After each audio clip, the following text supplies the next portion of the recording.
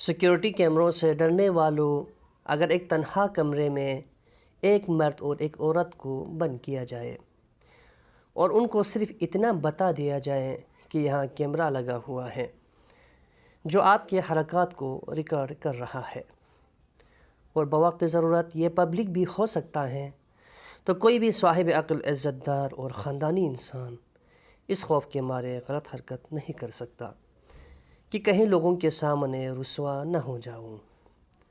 اب سوال اس لیے کہ ہمیں اس چھوٹی سی مشین پر یقین ہے اور اس کے مالک سے ڈر ہے، اور دنیا میں اپنے جاننے والوں کے درمیان رسوائی کا خوف بھی ہے، جبکہ یہی تنبیہ ہمیں مالک کائنات نے سچ اور حق کتاب میں فرمائی ہے کہ آپ کا لمحہ لمحہ ریکارڈ ہو رہا ہے۔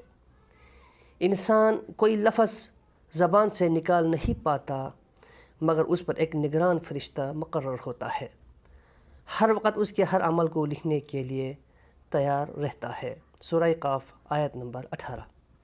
یقین رکھو تمہارا پروردگار سب کو نظر میں رکھے ہوئے ہیں۔ سورہ فجر آیت نمبر 14۔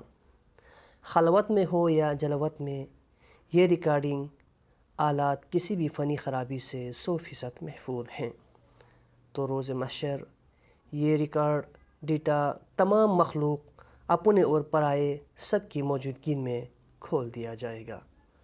تو کیا ہمیں یقین نہیں؟ اللہ ہمیں دونوں جہاں کی رسوائی سے بچائے، آمین ثم آمین۔